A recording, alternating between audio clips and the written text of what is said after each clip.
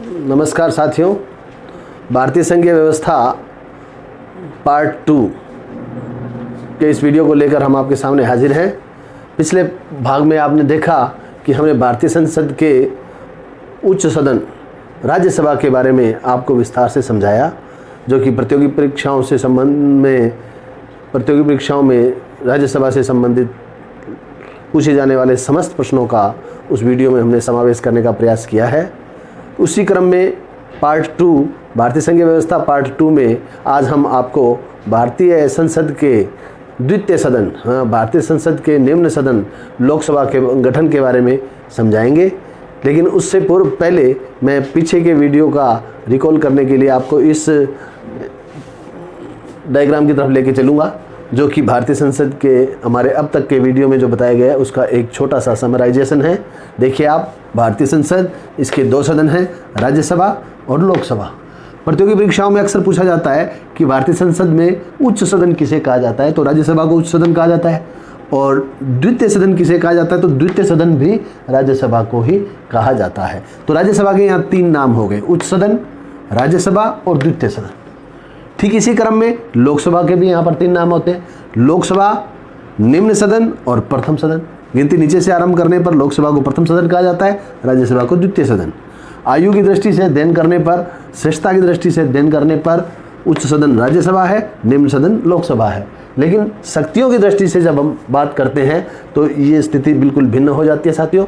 जब भी हम भारतीय संसद शब्द का इस्तेमाल करते हैं, अगर हम भारतीय संसद शब्द का इस्तेमाल 100 बार करते हैं तो भारतीय संविधान के में जो शक्तियां दी गई है लोकसभा को, उसके कारण अगर हम 100 बार भारतीय संसद शब्द का इस्तेमाल करते हैं तो हमारा 90 बार हमारा तात्पर्य जो है वो लोकसभा से होता है।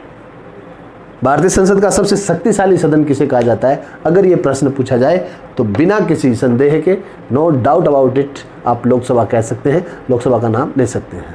तो आपने जहां देखा कि राज्यसभा राज्यों का प्रतिनिधि सदन है, इसलिए उसका नामकरण राज्यसभा किया गया है, जबकि जो लोकसभा है ये लोगों का प्रतिनिधित्व करता है, भारत की जनता का प्रतिनिधित्व करता है, इसलिए इसे लोकसभा नाम दिया गया है। भारत की जनता के द्वारा चुने गए प्रतिनिधि लोकसभा में बैठते हैं।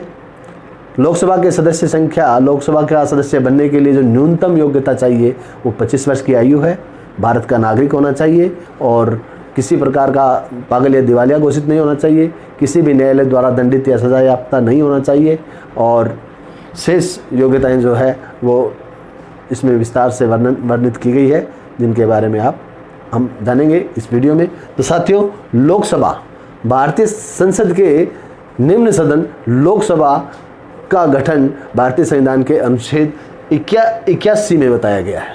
अनुच्छेद 81 कहता है कि भारतीय संसद का निम्न सदन, जिसे हम लोकसभा कहते हैं, उसका गठन किस प्रकार किया जाएगा, इसके बारे में विस्तार से बताया गया है। वहीं तो साथियों, बात करते हैं हम लोकसभा के सदस्यों के लिए। लोकसभा का सदस्य निर्वाचित होने के लिए जो योग्यताएं चाहिए, उन योग्यताओं का उल्लेख अनुच्छेद 84 के अंतर्गत किया गया है। भारत का नागरिक होना चाहिए, न्यूनतम 25 वर्ष की आयु प्राप्त कर चुका हो, पागल या दिवालिया घोषित ना हो।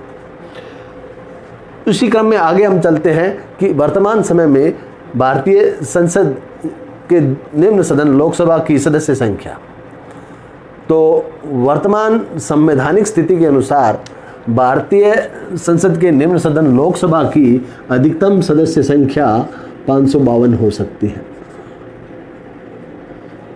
लेकिन वर्तमान में जो है वो है 545। देखा आपने, भारतीय संसद के निम्न सदन लोकसभा की अधिकतम सदस्य संख्या 2026 तक 552 हो सकती है, और वर्तमान में ये 545 है। 545 में से आपको बता दूं कि 543 सदस्य निर्वाचित होते हैं, 2 सदस्य मनोनीत होते हैं, और इनका कार्यकाल जो है अधिकतम 5 वर्ष होता है। लोकसभा के सदस्यों का कार्यकाल अधिकतम 5 वर्ष होता है। अधिकतम शब्द क्यों बोला है मैंने, क्योंकि लोकसभा का स्वयं का कार्यकाल भी अधिकतम 5 वर्ष होता है। न्यूनतम के लिए कोई क्राइटेरिया इसका निश्चित नहीं किया गया है। आज लोकसभा का गठन होता है, मान लीजिए आज लोकसभा का गठन पूर्ण हुआ है, नई लोकसभा अस्तित्व में आई है, लेकिन अगले ही दिन यदि लोकसभा में बहुमत प्राप्त दल अपना बहुमत खो देता है और किसी अन्य दल के द्वारा, राजनीतिक दल के द्वारा सरकार बनाई जाने की कोई संभावना नहीं होती है, तो राष्ट्रपति उसे अगले ही दिन भंग करके नए चुनावों की घोषणा कर सकता है। यही कारण है कि हम लोकसभा के अधिकतम कार्यकाल की बात करते हैं, न्यूनतम कार्यकाल की कोई इसका क्राइटेरिया नहीं है। ये अधिकतम कार्यकाल है, अधिकतम 5 साल।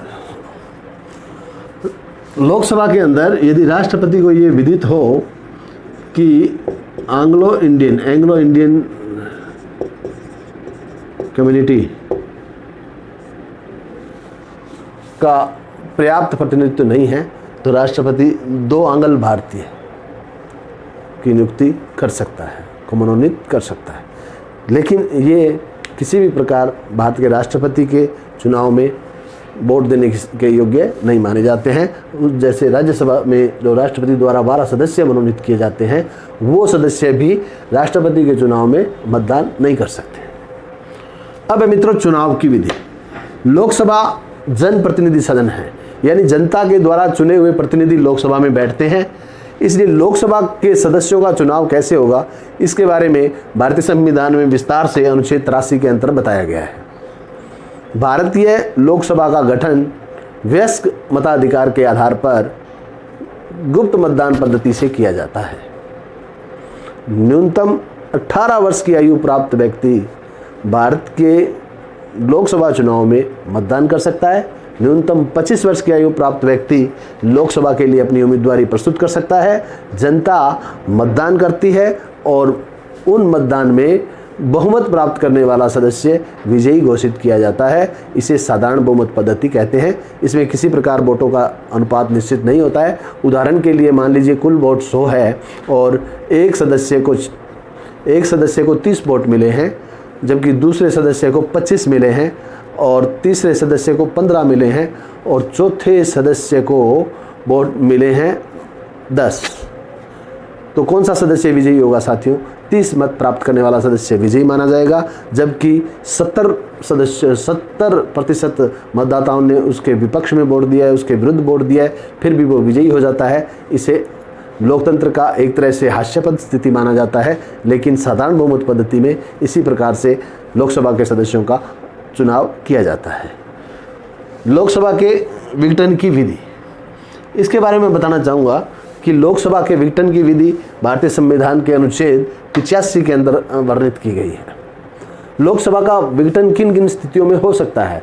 लोकसभा का विघटन मुख्यतया 3 स्थितियों में किया जा सकता है। उदाहरण के लिए लोकसभा का कार्यकाल 5 वर्ष कार्यकाल पूर्ण होने पर राष्ट्रपति द्वारा लोकसभा का विघटन करके नए चुनावों की घोषणा की जा सकती है। नंबर 2, लोकसभा में किसी भी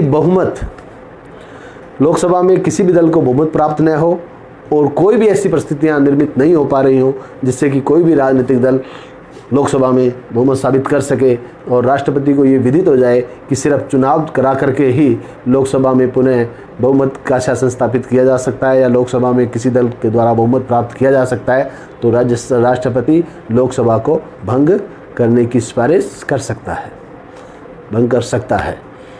तीसरी जो स्थिति है, बहुमत में होते हुए यदि भारत का प्रधानमंत्री राष्ट्रपति से लोकसभा भंग कर दोबारा चुनाव करवाने की सिफारिश करता है, अनुशंसा करता है, तो भी राष्ट्रपति लोकसभा का विघटन करने के लिए बाध्य होगा। इस व्यवस्था में मुख्यतः ध्यान देने योग्य जो बात है वो है, यदि बहुमत प्राप्त